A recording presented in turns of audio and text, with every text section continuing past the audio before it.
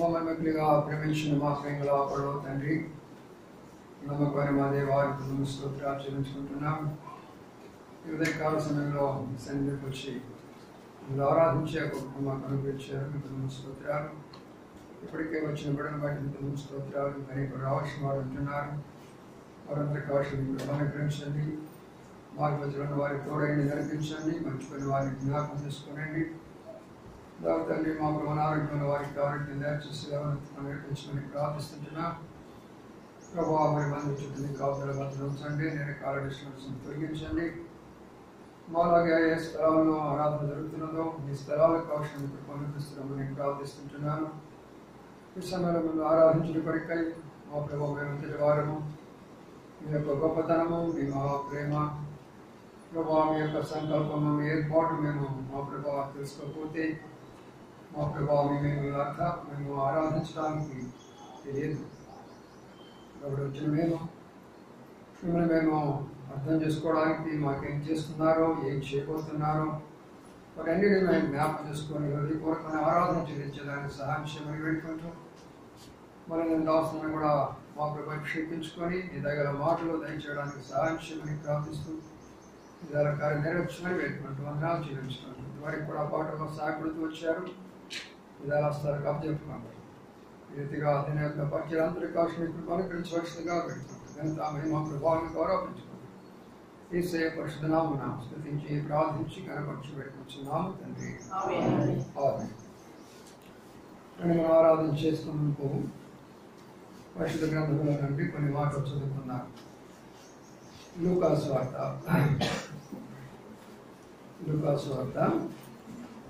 10వ అధ్యాయం. లూకాసు వార్త 10వ అధ్యాయం.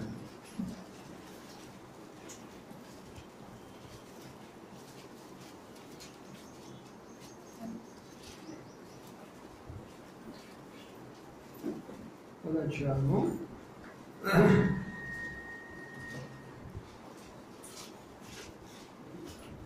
30వ వచనం నుంచి 37 వచనాలు మార్చి చదువుకుందాం. లూకాసు వార్త 10వ అధ్యాయము 30 నుంచి 37 వరకు మార్చి చదువుకుందాం. బైబిల్ తీసుకునండి, నాతో కూడా కలిసి చదువుతూ రండి. మార్చి చదువుకుందాం. అందుకు యేసు ఇట్లా నేను మనిషి ఎరుషలేము నుండి ఎరుకో పట్టణం దిగి వెళ్ళొచ్చు. అందరి చేతిలో చిక్కాను. వారు అతని బట్టలు దోచుకొని అతని కొట్టి కొర ప్రాణంతో విడిచిపోయి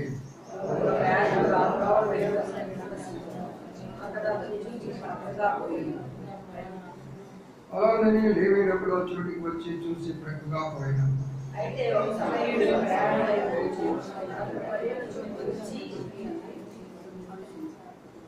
అతను చూసి అతని మీద జాలిపడి దగ్గర పోయి నూనె ద్రాక్షరసం పోసి అతని గాయంలో కట్టి తన వాహనం మీద ఎక్కించి పూట కూడా వారిని తీసుకొని పోయి అతను పరామర్శించను.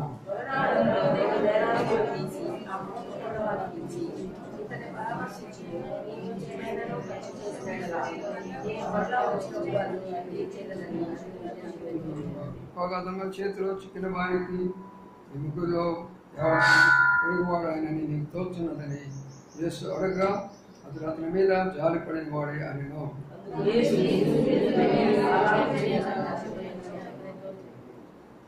25వ వచనము అందరికీ చదువుకుందాం. 25. ఇదిగో ఒకప్పుడు ధర్మశాస్త్రోపదేశం బోధకుడు నిత్య జీవనం మార్చుకుంటూ నేనేమి చేయాలని ఆయన శోధించుతూ అడిగాను. తిరిగి రోమ రాష్ట్ర పత్రిక రోమపత్రిక 8వ అధ్యాయం రోమపత్రిక 8వ అధ్యాయంలో కూడా జ్ఞాపకం చేస్తున్నాం. రోమపత్రిక 8వ అధ్యాయం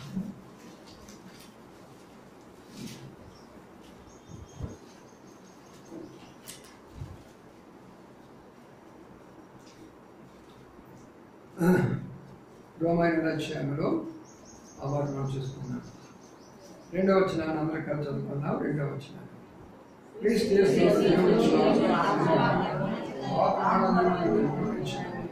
ఎట్లనగా ధర్మశాస్త్రం దీన్ని చేయాలకపోయినా దానిని దేవుడు చేస్తున్నాం. శాస్త్రాలు భాగాన్ని భాష నుంచి దీవించుగాక.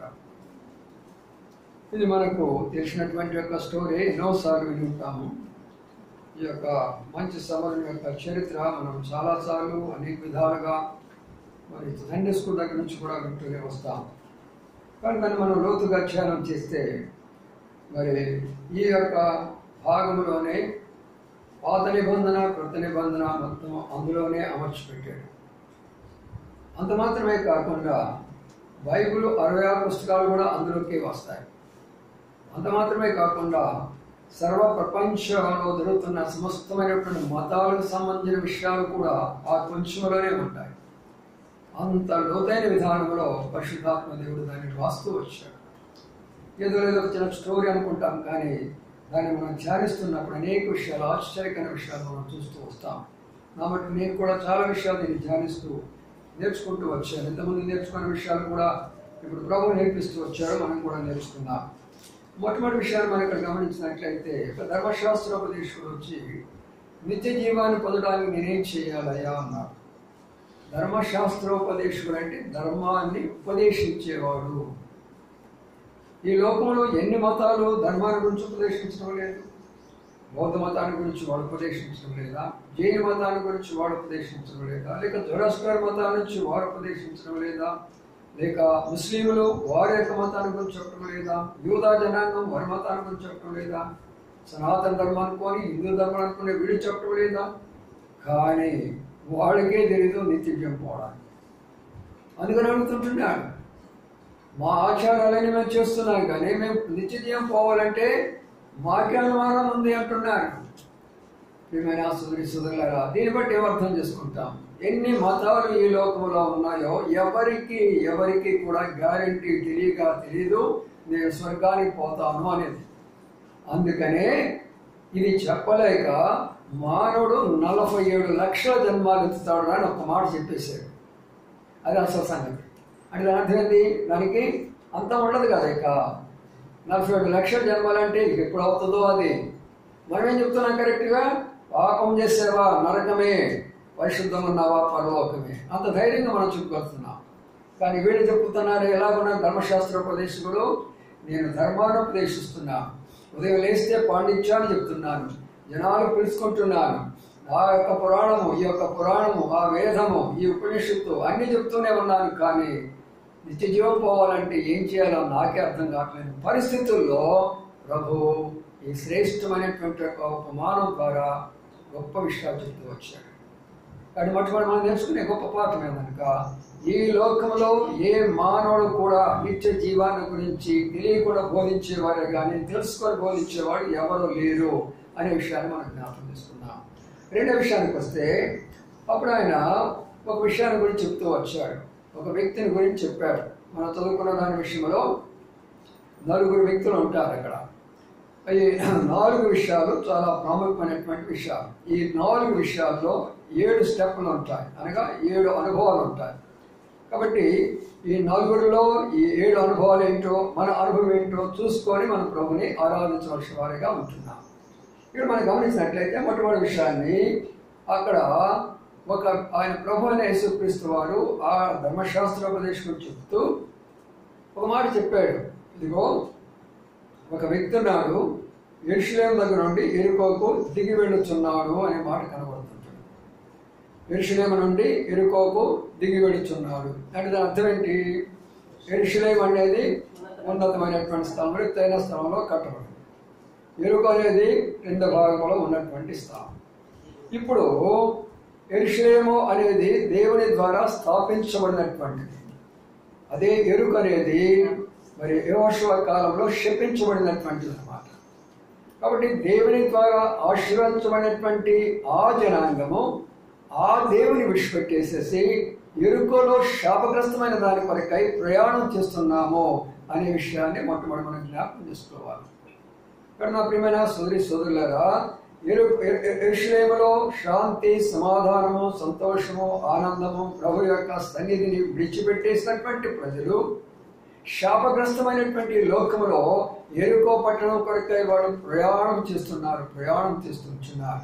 కాబట్టి ఈనాడు ప్రపంచము పుట్టినది మొదలుకొని, అనగా ఆదాము మొదలు పెట్టుకొని నేటి వరకు కూడా, అందుకని చెప్పారు కదా, దీనిలోనే బైబిల్ 66 గ్రంథాలను మనం ధ్యానించవచ్చు.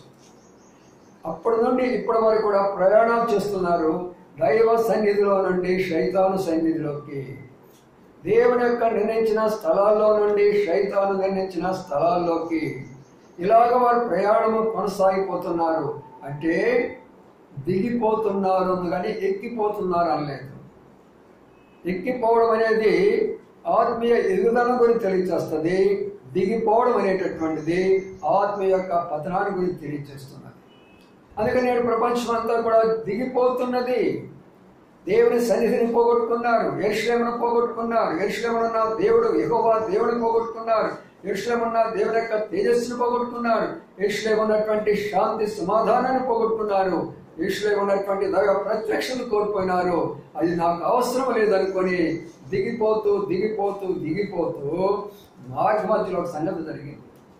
ఏమిటంటే దొంగల చేతిలో పడ్డాడు అని అన్నాడు. ఎవరి చేతిలో పడ్డాడట? దొంగల చేతిలో పడ్డాడు. ఎవరి దొంగ? ఆయనే శైతానుడు, అపవాది. వీడు మొదటి నుంచి దొంగే, మొదటి నుంచి మరి అబద్ధాలు చెప్పేటటువంటి వాడే. ఆయన చేతిలో పడిపోయినాడు ఈ యొక్క వ్యక్తి. నేడు ప్రపంచం అంతా కూడా ఆయన చేతిలోనే ఉంది. నేను మీతో చెప్తూ వచ్చాను, ప్రపంచంలో 2 భాగాలు. ఒక భాగమేమో క్రీస్తు ప్రభు బిడ్డలైతే, మరొక భాగము శైతాను యొక్క భాగం. దేవునికి స్తోత్రం. మనను క్రీస్తు రాజ్యములకు నడిపించాడు, కానీ శైతాను రాజ్యంలో ఉన్న మనలను క్రీస్తు రాజ్యంలో నడిపించాడు. అందుకని ప్రభుని స్తుతించగలుగుతున్నాం.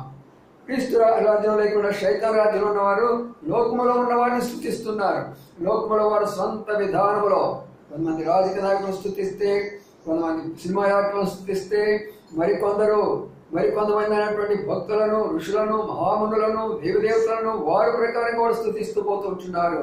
అందుకని ప్రియమైన సోదరుడా, ఇక్కడ ఉన్నటువంటి గొప్ప రహస్యం ఏంటంటే దొంగల చేతిలో పడ్డాడు, కొట్టబడ్డాడు, ఉన్నటువంటి అన్ని కూడా దోసివేసుకోబడ్డాడు, కొర ప్రాణంతో మిగిలిపోయినాడు.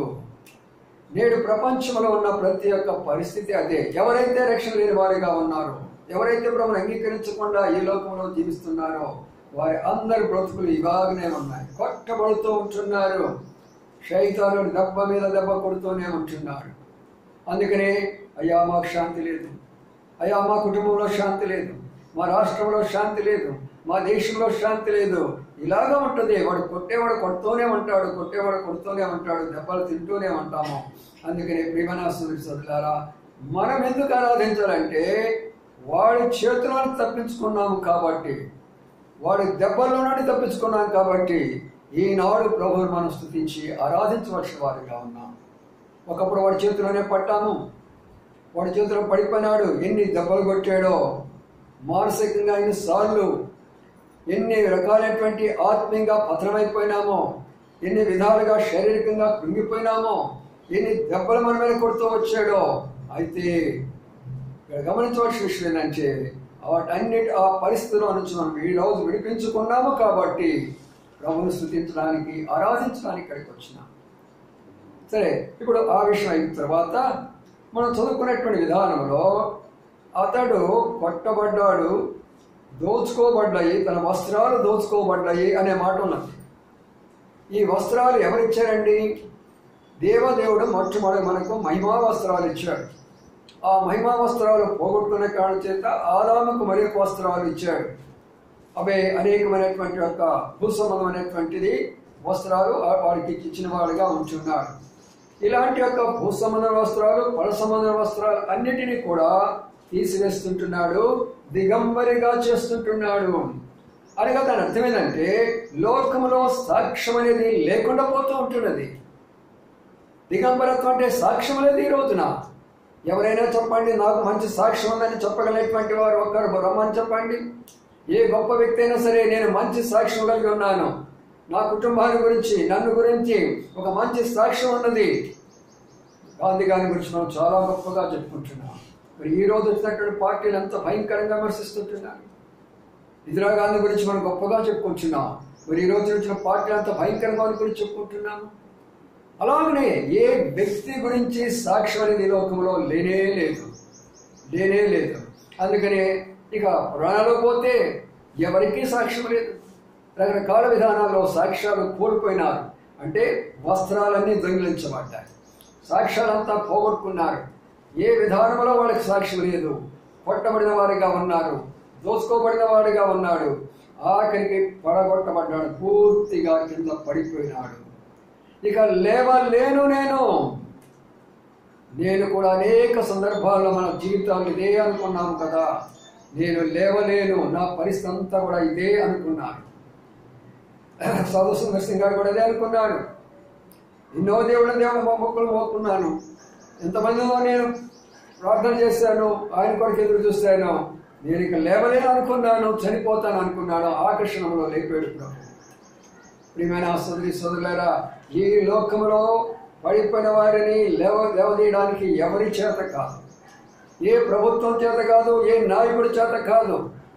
ఏ రాజైనా ఏ ప్రభుత్వమైనా నిర్ణయించబడడం అంటే అది దేవుని ద్వారా జరిగే సంకల్పమే కానీ మానవుల యొక్క సంకల్పం కాదండి. అందుకనే కొట్టబడినటువంటి ఇతర పడిపోయినటువంటి పరిస్థితిలో ఉన్నటువంటి వ్యక్తిని లేవదీసేవాళ్ళు ఎవరు? ఈనాడు ప్రపంచంలో పరిస్థితి అలాగా ఉన్నది. చూడండి, మేము చూస్తున్న విదేశాల్లో ఏం జరుగుతున్నదో, గల్ఫ్ కంట్రీస్లో ఏం జరుగుతున్నదో, ఎలాగ వాళ్ళని హింసిస్తున్నారో, బాధిస్తున్నారో, బయటికి నెట్టివేస్తున్నారో, త్రోసివేస్తున్నారో, పడగొడుతుంటున్నారో కళ్ళతో చూస్తున్నాం లేదా?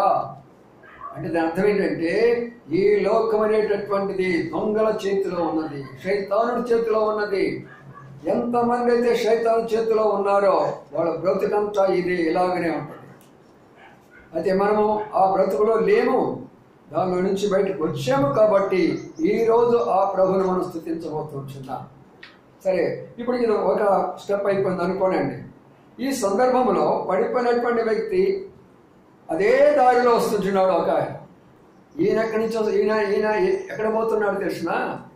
ఈయన ఎరుకో నుండి యెరూషలేము పోయేటటువంటి వ్యక్తి అండి. చూడండి, అక్కడ ఉన్న మాట మనం జ్ఞాపకం చేసుకున్న 10వ అధ్యాయం, లూకాసు వార్త 10వ అధ్యాయంలో ఇది ఇంకా ఈ విషయాన్ని గురించి కొంత మనం లోతుగా మనం చేద్దాం.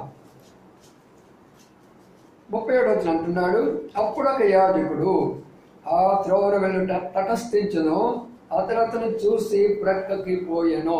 ఇది మొట్టమొదటిగా అర్థం చేసుకోండి.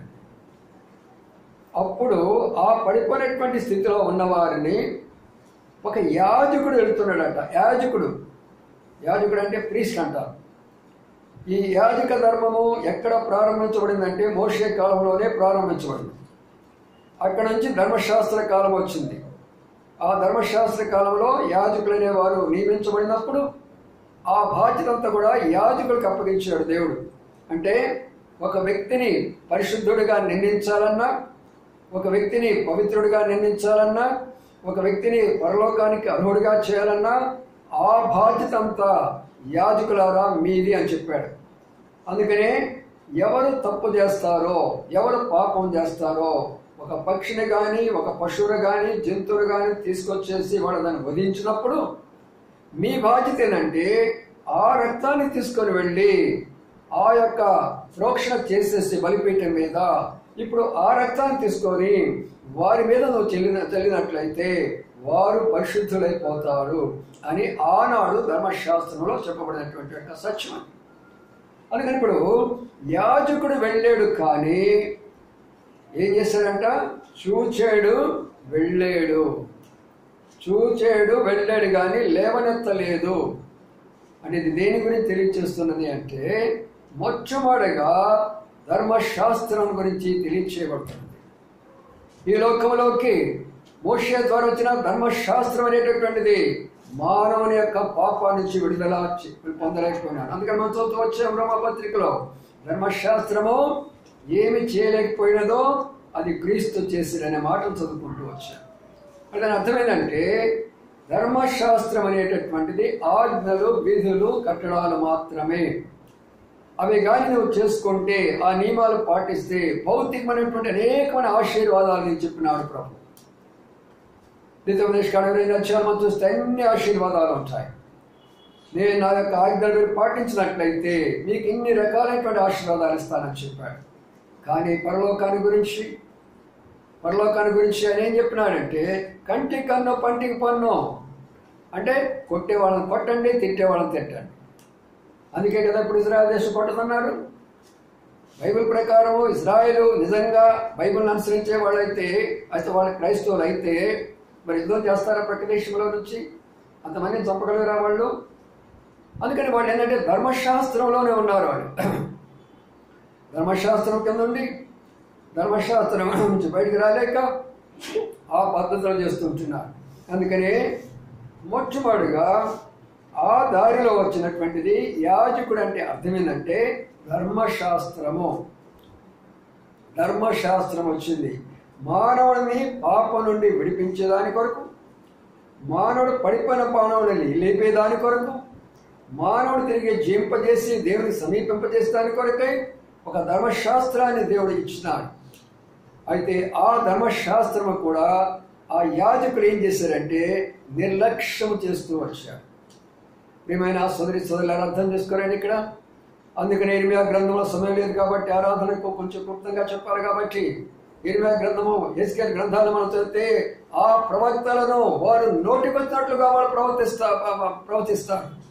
నేను వారిని పంపలేదు, వారు నా జనాంగంలో చేరిన వారు కాదు, నేను వారికి వాక్యం ఇవ్వలేదు, వారందరూ కూడా అబద్ధ ప్రవక్తలు అనే మాటలు దేవుడు సాక్షాత్ యెహోవా ప్రత్యక్షమని చెప్తూ వచ్చాడు. అనేది అర్థం ఏంటంటే ధర్మశాస్త్రము కూడా పాటించినటువంటి యాజకులు మానవులను విడిపించలేకపోయినారు.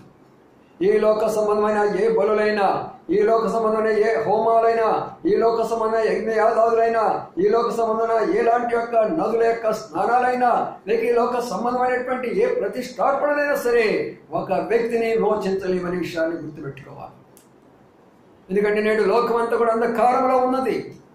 మేము వెళ్ళి అక్కడ దర్శించుకొని వస్తే మా పాపాలు పోతాయి, మేము వెళ్ళి ఆ నదిలో మునిగిపోతే మా పాపాలు పోతాయి, లేక మేము వెళ్ళి అది గారించి ఇచ్చేస్తే మా పాపాలు పోతాయి, మేము కానీ వీరికి పుణ్యం చేసుకుంటే వారికి డబ్బులు ఇస్తే వీరికి అన్నదానము, ఆదానము, ఈ దానము, గోదానము, వస్త్రదానము అన్ని దానాలు చేసుకుంటే మా పాపాలు పోతాయని ముసుగులో ఉన్నారు వీళ్ళు.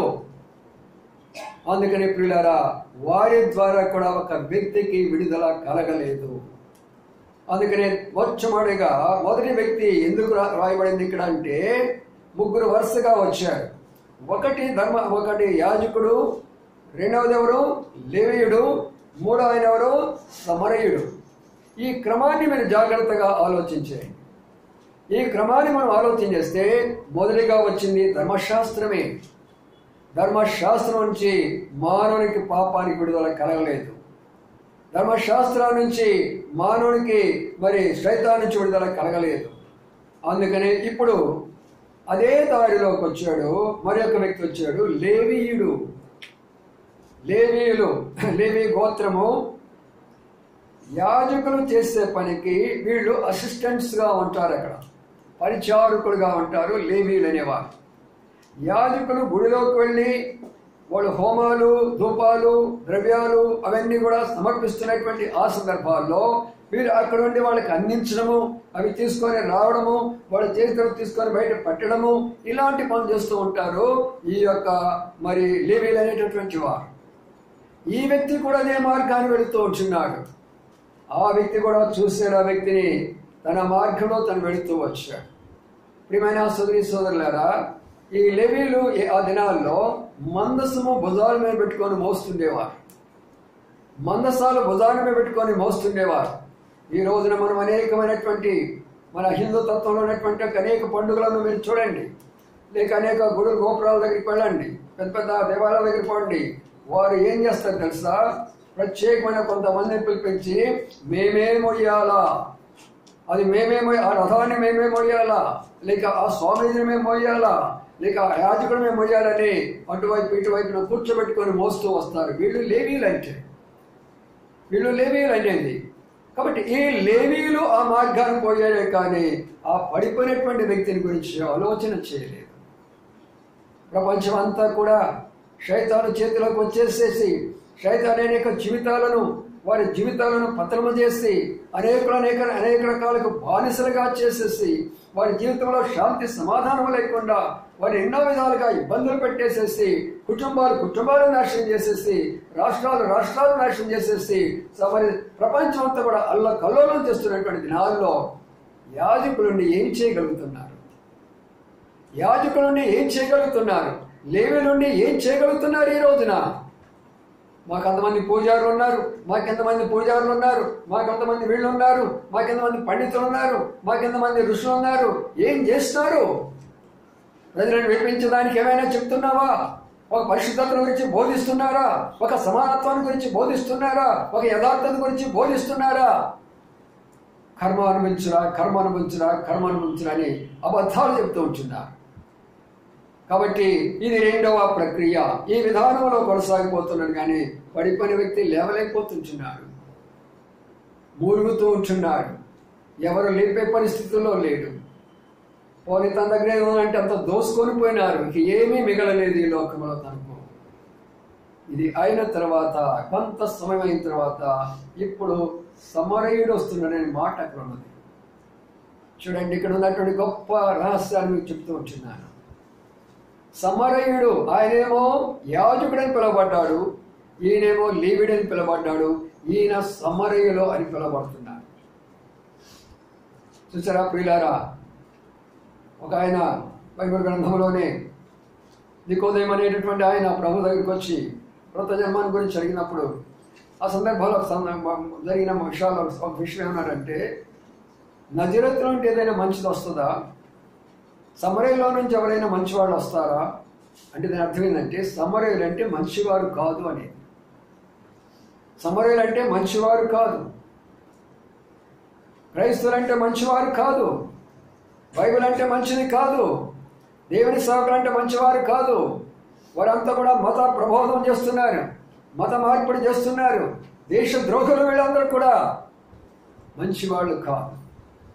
అందుకని ప్రియమైన సోదరుడా, సమరయుడు అనడానికి కారణం ఏంటంటే ఒక వ్యక్తి యూదుడై ఉంటాడు, ఒక వ్యక్తి అన్యుడై ఉంటాడు. ప్రపంచం అంతా రెండు భాగాలు బైబిల్ ప్రకారం. ఒక భాగమేమో యూదా జనాంగము, ఇశ్రాయేలు జనాంగము. ఇశ్రాయేలు జనాంగము యూదా జనాంగము కాని జనాంగం అంతా కూడా మరి ఏ జనాంగం అంటారంటే అన్య జనాంగము అంటారు. ఆ జనాంగము ఏ జనాంగం కానిటువంటి జనాంగం ఏ జనాంగము? అన్య జనాంగము అంటారు. అటు వారు వీళ్ళని ముట్టుకోరు. ఎవరు యూదా జనాంగము అన్యులను ముట్టుకోరు, తాకరు. వారు దూరంగా ఉంటారు. వారు చాలా నిశ్చేష్టులుగా ఉంటారు. వాడు ధర్మశాస్త్రోపదేశకులుగా, శాస్త్రులుగా, పరిచయులుగా, నిష్ఠ గరిష్టంలో గొప్పవారిగా ఉంటారు వాడు. అందుకని వీరు అనగా ఒక సమరయుడు ఒక అన్య స్త్రీని కానీ వివాహం చేసుకుంటే, ఒక యూదుడు ఒక అన్య స్త్రీని వివాహం చేసుకుంటే వాళ్ళని సమరయులు అని పిలుస్తారు. అర్థమైంది? ఇప్పుడు సమరయులు అంటే అర్థం నిద్ర వస్తుందా? సమరయులు అంటే ఎవరంటే ఒక యూదుడు ఒక ఇశ్రాయేలీయుడు ఒక అన్యులను కానీ వివాహం చేసుకుంటే వారిని సమరయులని పిలుస్తారు. ఆ కారణం చేత ఏం చేస్తారంటే, నీవు యూదులవై ఉండి కూడా తక్కువ కులస్తులను అమ్మాయిని చేసుకున్నావు, నీవు యూదురాలవై ఉండి తక్కువ కులస్తులు నువ్వు చేసుకున్నావు, వెళ్ళిపో అని ఊరవతల వీళ్ళని గెంటి వేసేసారు. యెహోవాసువార్త 4వ అధ్యాయంలో వారు ఊరవతల ఉంచారు అక్కడ. అందుకని వీళ్ళందరూ గంటి వేయబడినటువంటి వారు సమరయులు. అందుకని ఇప్పుడు ప్రభువు యేసు క్రీస్తు వారు సమరయుడని చెప్పుకోవడానికి ఎందుకు ఇష్టపడ్డాడంటే, నాకు యూదా జనాంగము కావాలా, నాకు సర్వలోకంలో ఉన్న అన్య జనాంగము కావాలి. ఇప్పుడు హిందూ మతం వాళ్ళు ఏమంటున్నారు, మేమంతా హిందువులమే, మీరు మాకు అవసరం లేదు. క్రైస్తవులు ఎలాగ అనగలరా? క్రైస్తవులు అలాగ అనకూడదు, అనలేరు కూడా. ఏముందంటే ఇక్కడ నాకు రెండు కావాలా, వారు కావాలా, వీడు కావాలా. ఎవరు కావాలా? ఇటు యూదులు కావాలా, నాకు ఇటు అన్యులు కావాలా. అందరి కొరకు నేను వచ్చాను, అందరి కొరకు నేను వచ్చాను. కాబట్టి నా ప్రియమైన సోదరి సోదరులారా, ఇక్కడ తలంపు ఏంటంటే, ఈ లోకంలో ఉన్నటువంటి ఎన్ని దేవుళ్ళు అయితే ఉన్నాయో వారి కొరకై ప్రత్యేకించుకున్నారు. శైవులు అంటే శివుడు, వాళ్ళ కొరకై. వైష్ణవులు అంటే విష్ణువు, అది వారి కొరకై. బౌద్ధుడు అంటే బుద్ధుడు, అది వారి కొరకై. జైనులు అంటే జైన మతం కొరకై. కానీ ప్రభునేసు క్రీస్తు వారు సర్వలోకము కొరకై, సర్వలోకము కొరకై ఆయన ఆ దారిని వెళుతూ ఉన్నాడు. అందరిది ఒకే దారి. చూడండి ఎంత బాగున్నదో, అందరిది ఒకే దారి. ఆ దారిలో ఎవరు ఏ రకంగా ఉన్నారో చూద్దాం, ఎవరు ఏ విధానంలో ప్రవర్తిస్తున్నారో చూద్దాం. యాజకులు లెక్క లేకుండా అలాగా వెళ్ళిపోయినాడు. అతని దగ్గర పనిచేసినటువంటి లేవీయుడు ఊరక చూశాడు, కనీసం దయ కూడా చూపించలేదు, వెళ్ళిపోతూ వచ్చాడు. అయితే సమరయుడు వచ్చాడు. సమరయుడి దగ్గర 4 శ్రేష్టమైన లక్షణాలు మనం చూస్తామండి. అక్కడ ఉన్నటువంటి మాటలు మనం గమనించినట్లయితే ఆయన ఉన్నటువంటి గొప్ప గుణాలు చాలా ఉన్నాయి. మనకి సమయం తక్కువ కాబట్టి ఈ యొక్క 2-3 విషయాలు మాత్రం చూసుకుందాం. సమరయుడు ప్రయాణమైపోవచ్చు, అతను పడి ఉన్న చోటికి వచ్చి అతని చూసి అతని మీద జాలిపడి దగ్గరకు పోయి నూనెయు ద్రాక్షరసం పోసి అతని గాయములు కట్టి తన వాహనం మీద ఎక్కించి పూట కొలవాని ఇంటికి తీసుకొని అతన్ని పరామర్శించాను. ఇంత అవసరం అండి? ఇంత అవసరమా ప్రభుయేసు క్రీస్తు వారికి?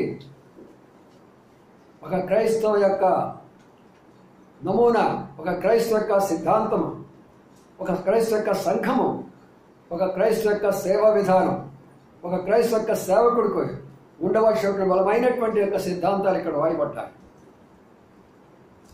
మొట్టమొదటిగా ఎవరైతే పడిపోయినారో వారి దగ్గరికి పోవాలి.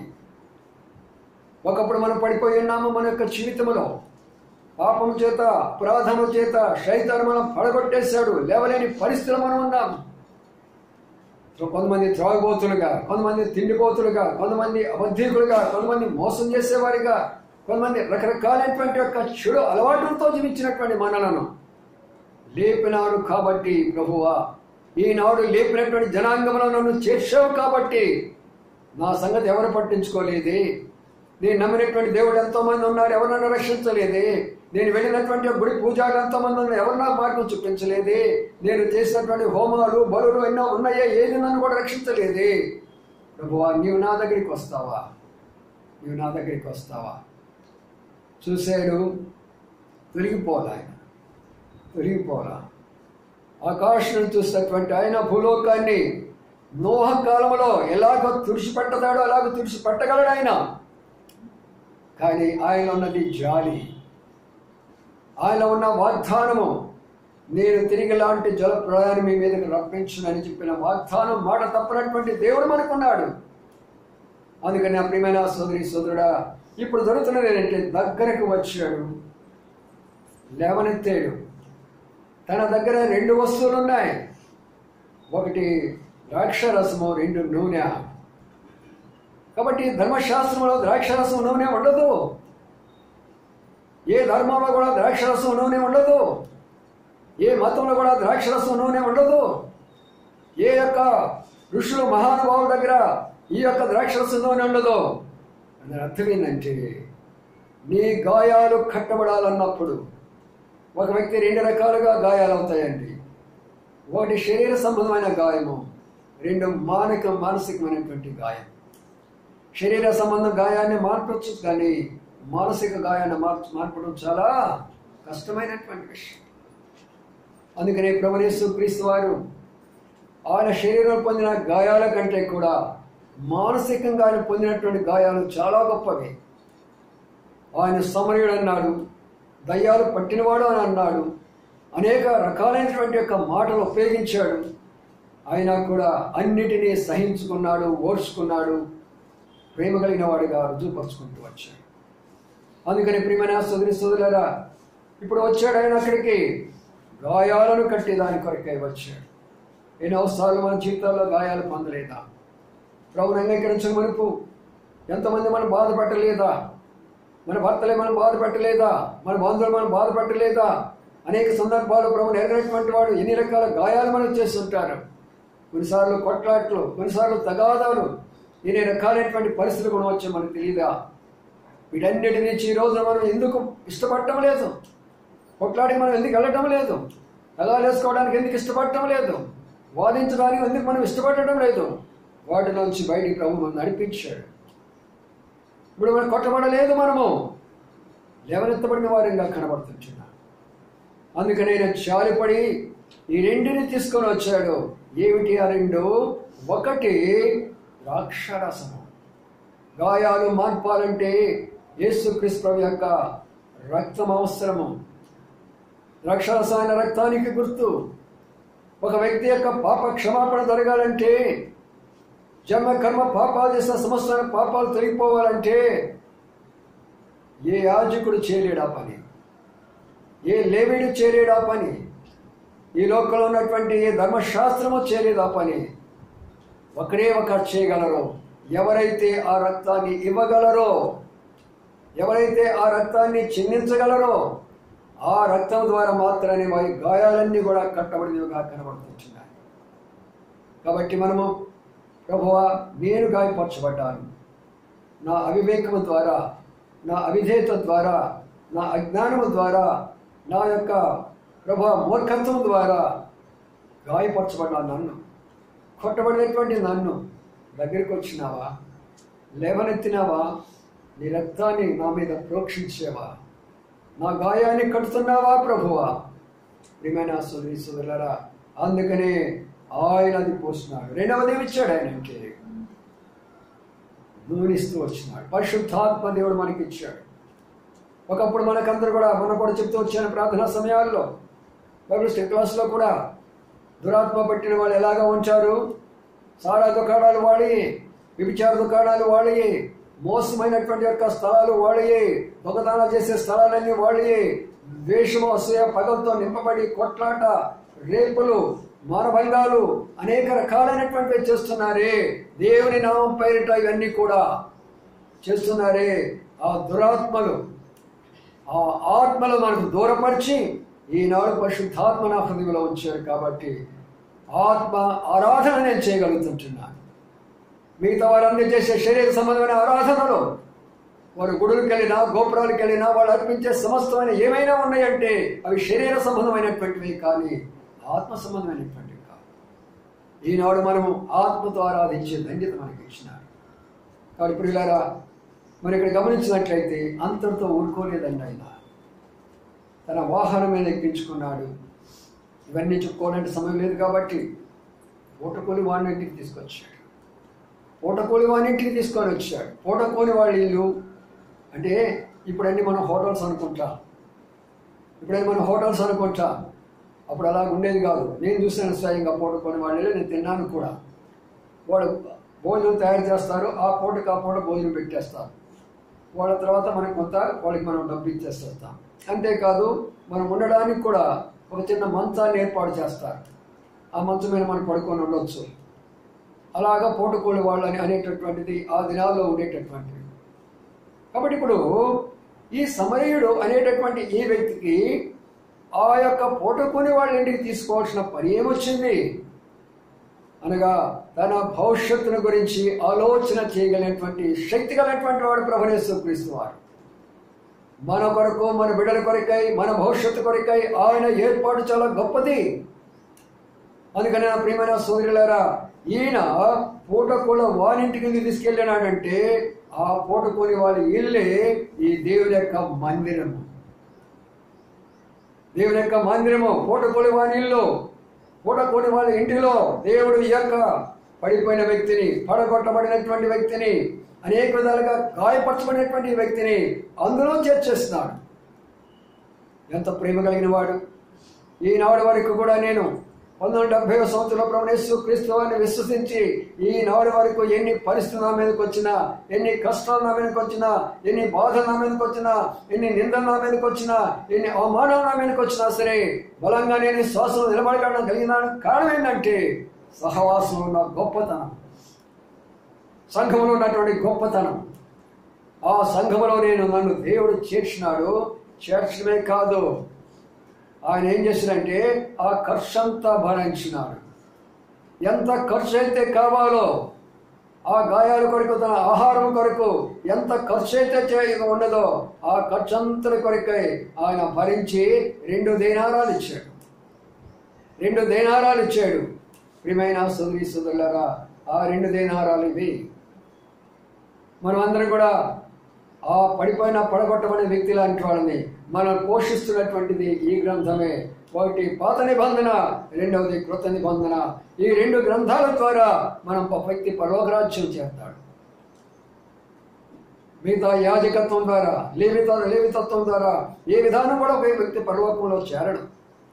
అందుకని ఇప్పుడు ఏం చేశాడంటే ఆయన ఒక మాట చెప్పాడు, ఇదిగో నీవు పూటకోడి వానివి కదా, ఈయనకి కావలసినంత నువ్వు పెట్టు అనగా, నీవు ఎన్ని కష్టాలు, ఎన్ని బాధలు, ఎన్ని శ్రమలు నీకు ఉన్నాయో వాటన్నిటిలో నుంచి దొంగల్లో చేతులను జడిపించేసి దేవుని మందిరంలోకి నేను నడిపిస్తే ప్రభువు స్తోత్రం చెల్లించవా?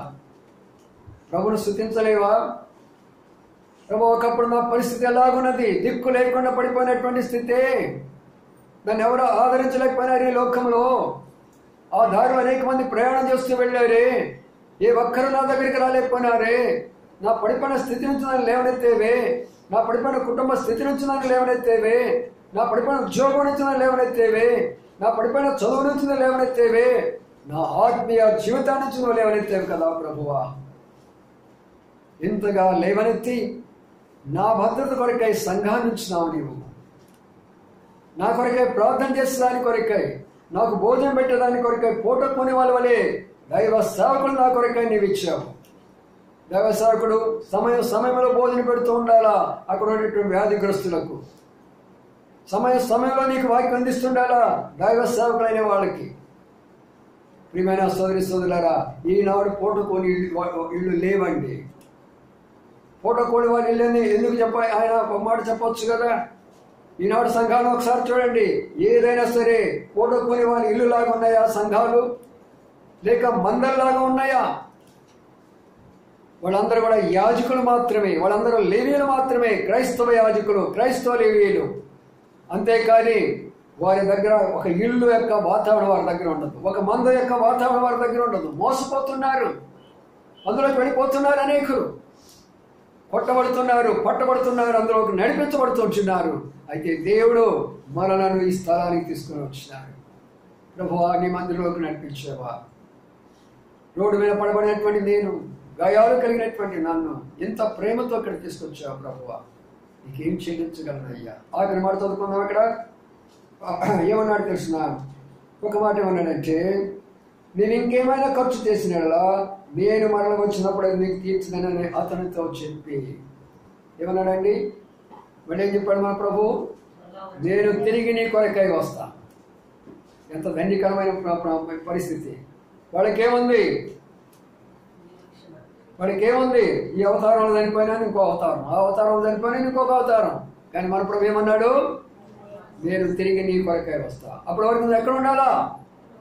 ఓడకూలి వారి ఇంట్లో ఉండు. ఎత్తబడాలంటే ప్రభు రావాలన్నప్పుడు పెద్ద పెద్ద సమూహాలు చూసి మోసపోకండి. అవి పూటకొని వాళ్ళ ఇల్లు కాదు. అది ఎవరిని ఏ రకంగా పరామర్శించాలో పూటకొని వాళ్ళ ఇల్లుకి తెలుసు. వారికి కావాల్సినటువంటి ఆహారం ఏదో వాళ్ళకి తెలుసు. ఎలాంటి వారికి ఇవ్వాల్సినటువంటి మందు లేక వారికి ఇవ్వాల్సినటువంటి ఔషధం ఏదో అక్కడ ఉంటుంది పూటకొని వాళ్ళ ఇంట్లో. అందుకని ఆయన అంతగా ప్రేమించి తీసుకోవడానికి కారణం ఏంటంటే ఆయనలో 2 తత్వాలు ఉన్నాయి. ఒకటి యూదా తత్వము, రెండవది అన్యతత్వము. అంటే దాని అర్థం ఏంటి? మాకు సర్వలోకము నాకు కావాలి. అందుకని ఈనాడు ప్రభు ఏర్పాటు చేసుకున్న సర్వ జనాంగంలోకి నిన్ను నన్ను తీసుకుని వచ్చినాడు. ఇంత ప్రేమ చూపించాడు. ఇంతగా మనం ధ్యానిస్తూ వచ్చాము. ఏ యాజకుడు చేయలేని పని, ఏ లేవీడు చేయలేని పని, ఎవరూ చేయలేనటువంటి పని నా దగ్గరికి వచ్చావా ప్రభువా? నా మీద జారిపడ్డావా? నన్ను లేవదీస్తున్నావా? ఈ పాప బ్రతుకు నుండి, ఈ చెడు బ్రతుకు నుండి, అంతేకాకుండా చక్కని పొటకుని వాళ్ళు ఇచ్చేవా? చక్కగా నీ వాక్యం వినడానికి, నీ ప్రార్థన చేసుకోవడానికి, నిన్ను ఆరాధించడానికి, నిన్ను కనపరచడానికి, పరిశుద్ధంగా జీవించడానికి నా కొరకు ఇది రాబోతున్న ఆ సంఘములో నన్ను చేర్చేవా ప్రభువా? హృదయపూర్వకమైనటువంటి నీకు వందనాలు అని చెప్పేసి ప్రభుని మనము ఆరాధించేవారంగా ఉంటారు. అందుకని చెప్పాను కదా, ఇంకా చాలా విషయాలు ఉంటాయి, అందులో సమయం లేదు. ఇప్పుడు మనం ఆరాధనలోకి వెళ్ళిపోదాము. ఒకసారి మనం పరిశీలించుకుంటూ వాక్యం యొక్క అనుభవంలో మనము ప్రభుని ఆరాధించుకుందాం. త్రోణీకరింపబడే విసర్జింపబడెను,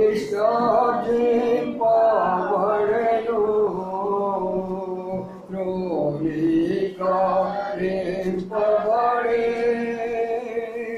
విసర్జింపబడెను,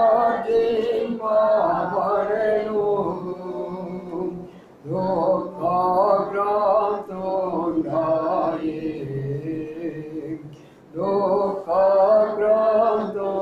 దుఃఖాక్రాంతుడాయే